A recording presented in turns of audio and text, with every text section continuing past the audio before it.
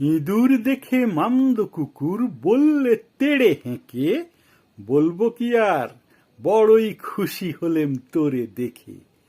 আজকে আমার কাজ কিছু নেই, সময় আছে মেলা, আয় না খেলি দুজনেতে মোকদ্দমা খেলা।